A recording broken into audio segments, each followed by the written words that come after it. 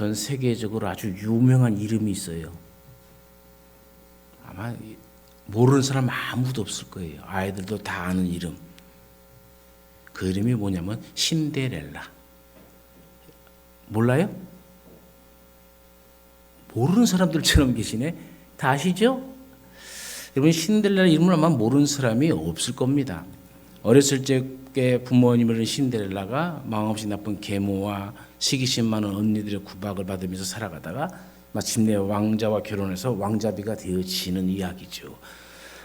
어린 시절에는 이 판타지 같은 느낌으로 이 이야기를 보고 읽고 합니다만은 성인이 된 이후에는 많은 사람들이 자신을 구원해 줄 이 왕자 같은 사람을 만나기를 또 소망하죠. 나에게 신데렐라처럼 마법 같은 일이 일어나면 얼마나 좋을까 하며 꿈을 꾸며 살아가기도 합니다. 그런데 오늘 성경 말씀은 우리가 바로 왕자와 결혼해서 행복하게 살게 된 그 신데렐라와 같은 그 존재가 바로 우리 존재임을 가르쳐 주고 있어요. 여러분, 신데렐라의 이름이 뜻이 무엇일까요?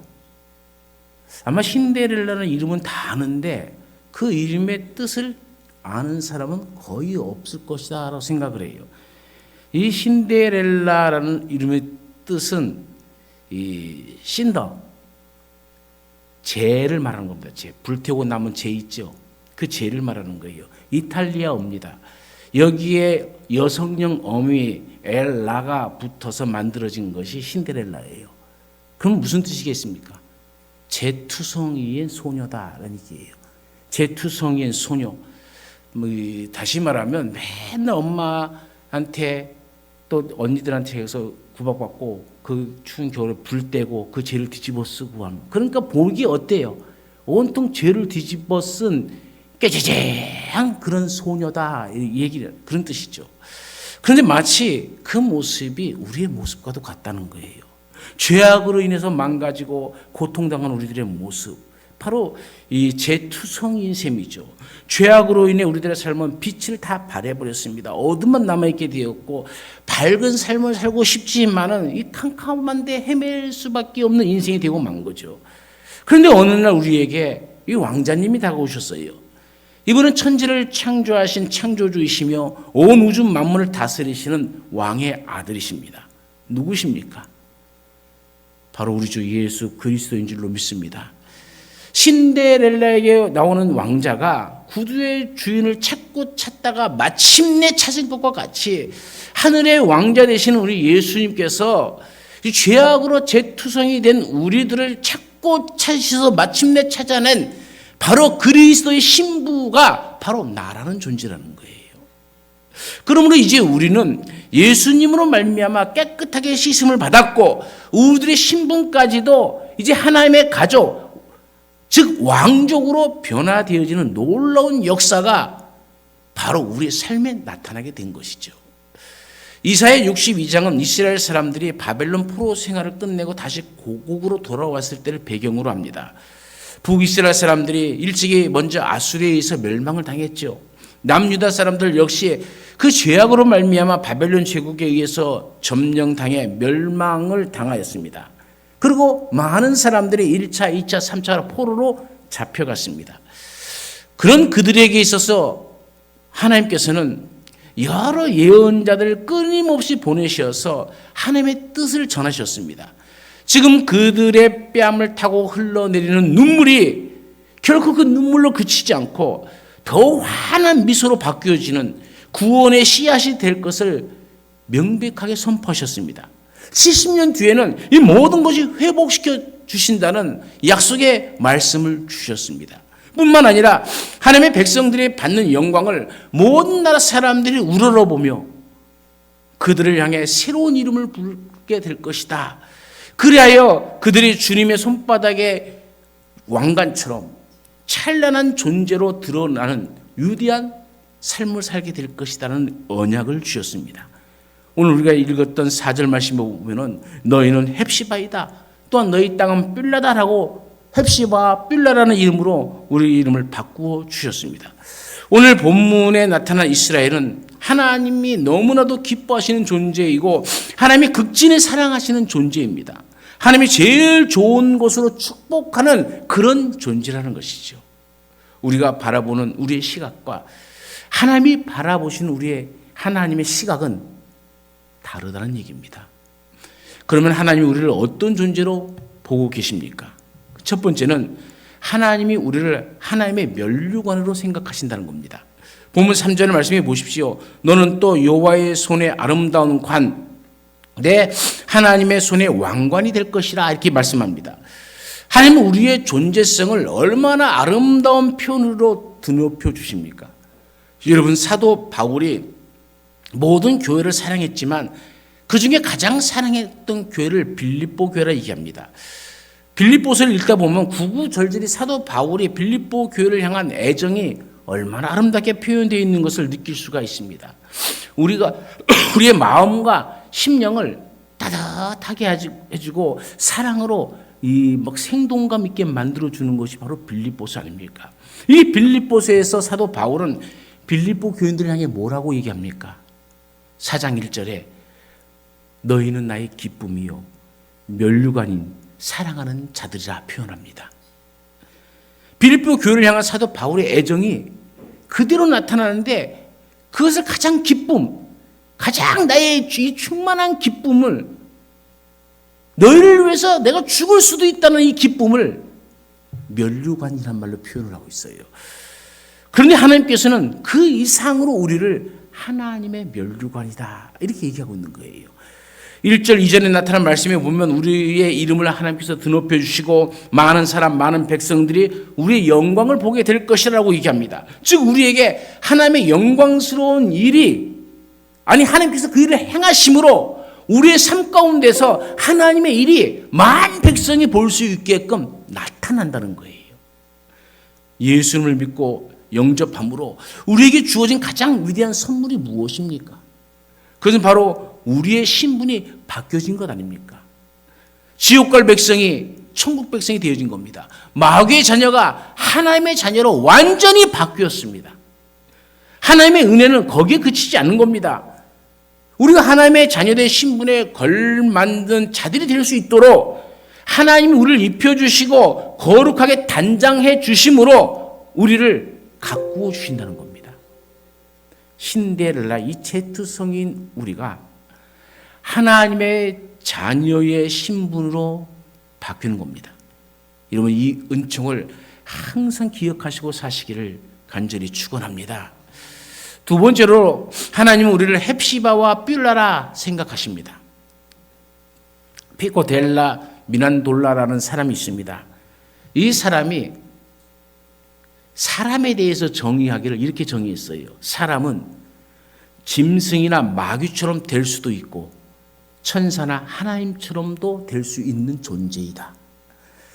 너무 예뻐서 눈에 넣어도 아프지 않을 것이라는 지나친 말까지 하면서 극진히 사랑하는 예쁜 자녀가 될 수도 있지만은 부모의 가슴에 못을 박고 칼로 찌르는 원수 같은 자녀가 될 수도 있다. 그 얘기입니다. 하나님께서는 이런 사람을 향해서 오직 너를 헵시바라 하며 내 땅을 뷸라라 선포하시는 거예요.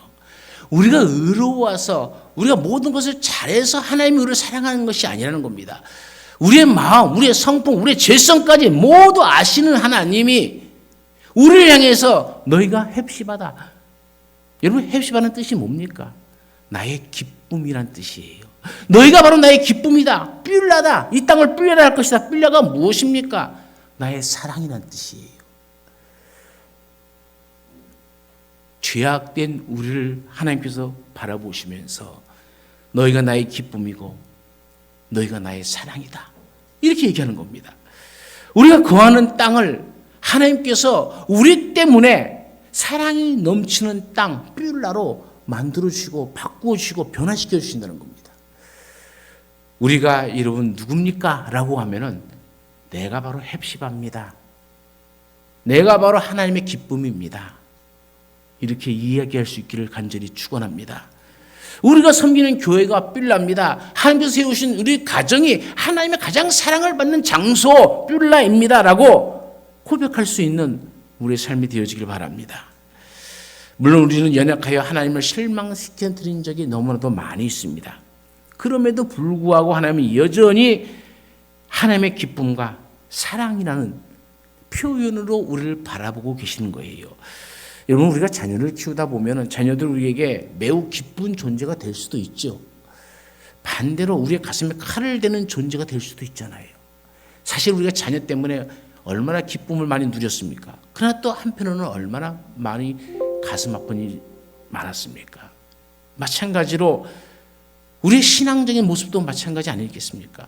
하나님이 보시기에 많은 기쁨을 드리는 기쁨적 존재가 될 수도 있고, 하나님의 가슴을 칼로 찌르듯 빗으로 찌르듯 그렇게 아프게 하는 존재가 될 수도 있다는 겁니다. 그러나 그럼에도 불구하고 하나님은 가장 좋은 곳으로 우리를 복주십니다. 여러분, 잊지 마십시오. 우리는 초라하고 부족하고 가난할 수 있습니다.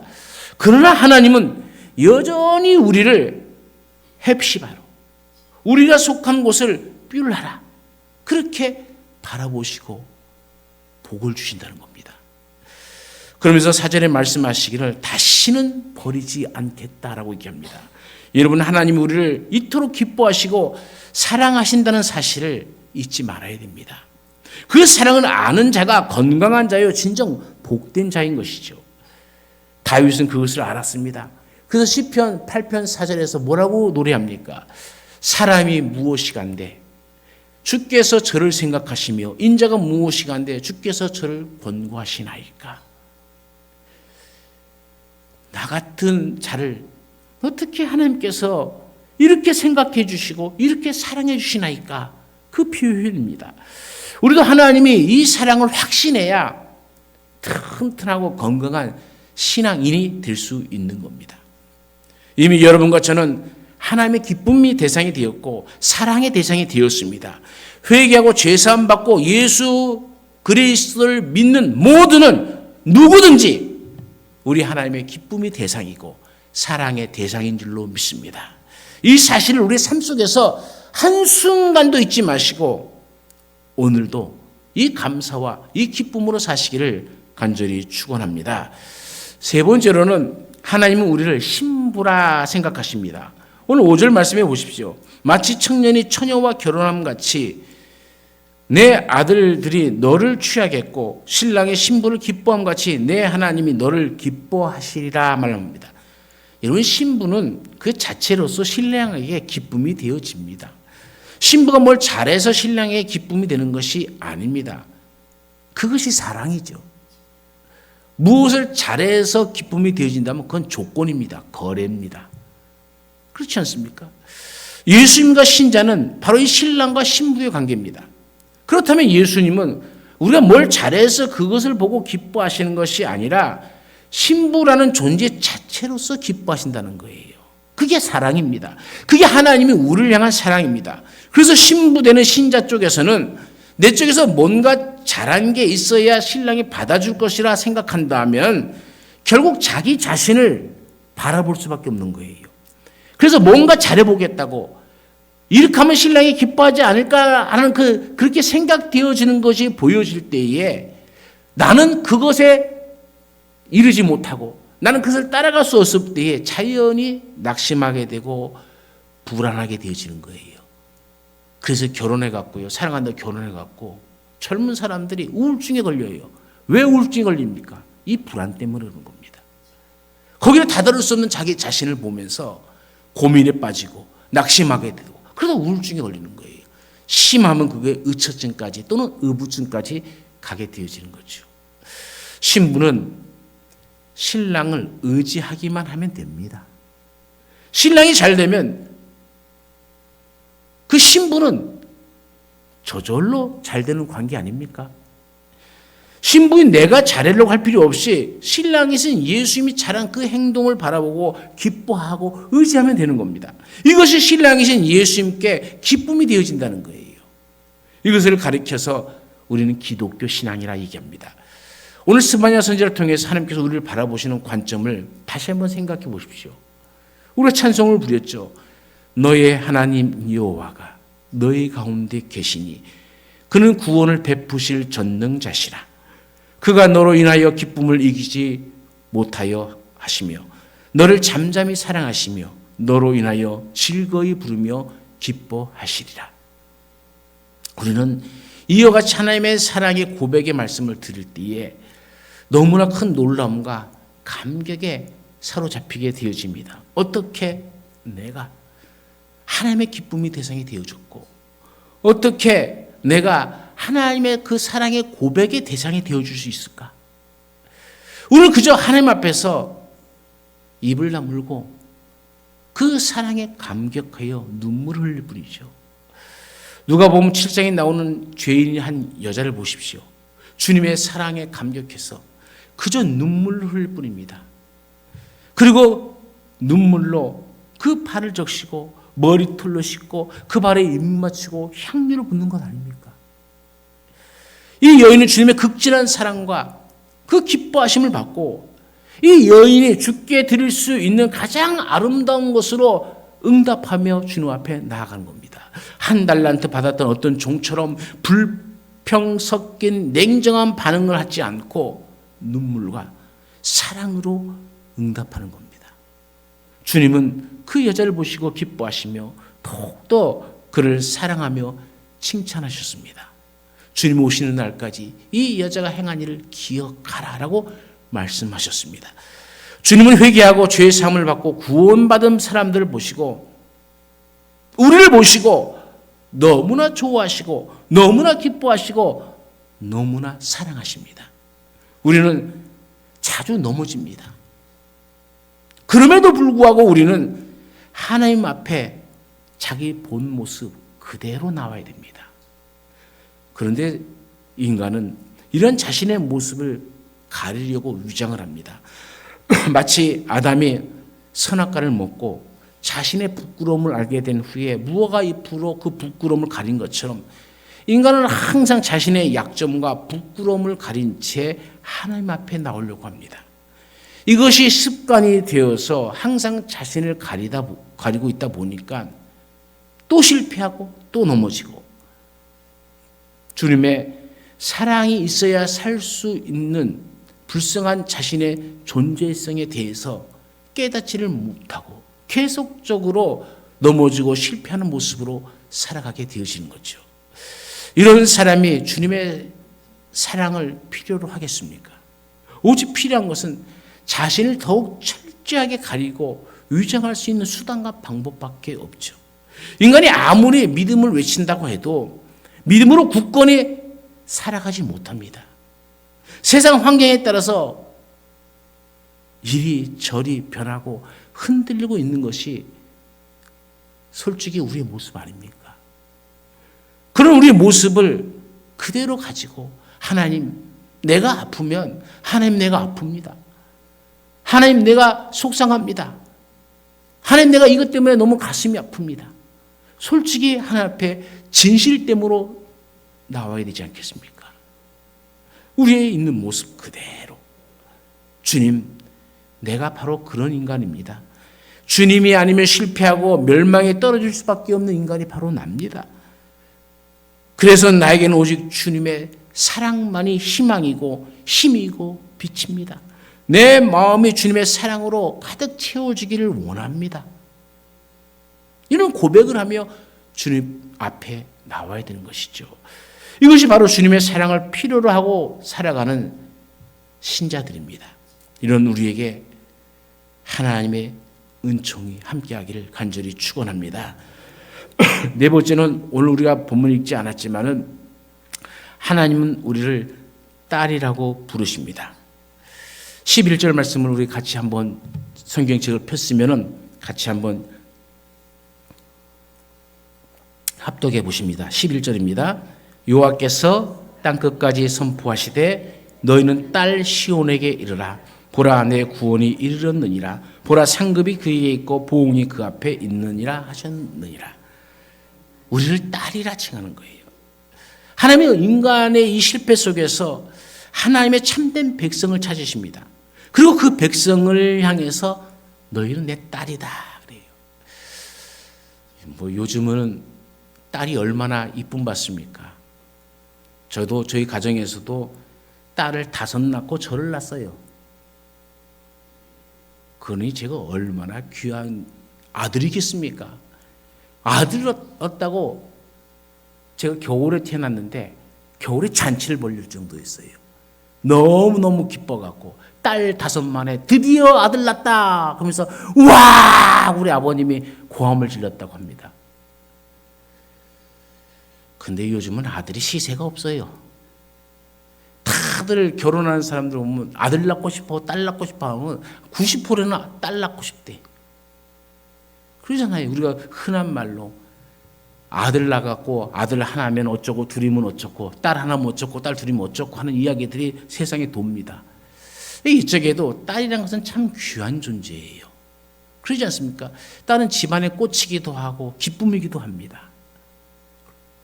오늘 우리가 삶을 보면서 그래요. 그런데 하나님이 우리를 그 딸이라 칭하시는 거예요. 시온을 딸이라, 이스라엘을 딸이라 이렇게 부릅니다. 즉 하나님과 이스라엘을 아버지와 딸의 관계로 부르는 거잖아요. 딸이란 잘하나 못하나 딸입니다. 그런데 자신을 바라보면서 내가 이런 부족함이 있는데 그래도 아버지가 나를 딸로 여겨주실까 생각에 불안해한다면 그것은 아버지의 사랑을 모르는 거예요. 그래서 자꾸 이런 관계를 잊어버리고 내가 잘한 게 있으면 하나님께서 나를 하나님의 백성으로 여겨주실 것이고 잘한 게 없으면 하나님께서 나를 하나님의 백성이 아닌 것으로 생각한다면 정말 하나님의 사랑을 모르고 우리가 신앙생활하는 것이죠. 다시 말하면 하나님의 성공이 무엇인지를 모르기 때문입니다. 하나님의 성공이 무엇입니까? 우리가 신자로서 하나님을 의지하게 된 것은 우리가 잘해서가 아닙니다. 우리가 구원받을 만한 어떤 조건이 있는 게 아니라는 얘기예요. 하나님의 뜻이 우리 가운데 이루어졌기 때문이죠. 즉 하나님의 성공이 우리를 신자 되게 한 겁니다. 따라서 여러분이 자신을 하나님의 딸이라 여기신다면 못한 것이 있다 할지라도 아니 많다 할지라도 못한 것을 그대로 두고 못한 것은 못한 것대로 그냥 하나님 앞에 나오면 됩니다. 딸을 5 낳고 아들 낳고 제 밑에 남동생이 있어요. 그리고 막내가 또 딸이에요. 그런데 막내 딸이 된 우리 아버지의 사랑은 대단했어요. 잘못했을 때 막 화를 내고 막 금방이라도 들어오면은 아주 회초를 들고 엄청 때릴 것 같이 분노하시다가도 딸이 들어서 아빠 하고 막 하면은 응 왔냐? 그럼 언제 그리냐는 듯이 싹 녹아버려요. 저는 그것을 보면서 불합리하다 생각했어요. 아들한테 화날 때는 회초리 갖고 와 하면서 회초리 때리던 아버지가 그렇게 분노하면서 이제 들어오기만 하라냐 이놈의 가시 하면서 막 이렇게 했던 분이 아빠 하면서 실실 웃으면서 들어오니까 언제 왔냐 하면서 나는 그때처럼 아들로 태어난 게 후회된 적이 없어요. 이럴 수가 있나? 아 나도 딸로 태어날 걸. 여러분 딸이란 그런 존재입니다. 잘못한 것이 있어요. 매를 만들 것을 벌어놨어요. 그런데도 아빠 한마디 이 한마디에 그냥 싹 녹아버리는 거예요. 그리고 왔어 괜찮아? 어디 아픈 데 없지? 그게 아버지의 사랑이죠. 하나님은 잘하고 성공한 인간을 기다리는 것이 아니라 내 자신을 기다린다는 거예요. 아들이 됐든 딸이 됐든 실패했든 성공했든 그게 하나님 앞에 중요한 것이 아닙니다. 중요한 건 내 자신이 중요하다는 거예요. 하나님은 나 자신을 있는 모습 그대로 붙드십니다. 성공하는 하나님을 바라보고 하나님이 이미 성공을 이루었기 때문에 그 성공을 언제든지 얼마든지 우리에게 주실 수 있는 분이라는 거예요. 그러므로 나의 실패를 여러분 염려하지 마십시오. 하나님께서 때가 되면 다 이루어 주십니다. 하나님의 분명한 말씀을 여러분 다시 한번 더 들어보세요. 다시는 너를 버리운 자라 칭하지 아니하고 내 땅을 황무지라 칭하지 아니할 것이다. 이 4절 말씀 아닙니까? 한마디로 말해서 다시는 너에게 실패가 없을 것이다. 왜요? 하나님인 내가 너의 아버지인 내가 너를 도와줄 것이다. 우리에게는 왜 실패가 없습니까? 그 이유는 하나님이 일하시기 때문입니다. 하나님이 일하시고 희생하시고 피 흘리시면서까지 잠시도 쉬지 않으면서 인간의 실패를 성공으로 바꿔주시기 때문에 하나님을 믿는 하나님의 자녀에게는 실패가 있을 수 없습니다. 그래서 신앙이란 우리가 잘하기 위해서 부지런히 일하는 것이 아니라 하나님의 뜻을 이루기 위해서 쉬지 않고 일하시는 하나님을 바라보면서 믿음으로 살아가는 것을 말합니다. 실패하는 인간을 바라보면 낙심할 수밖에 없고 불안하고 초조해질 수밖에 없습니다.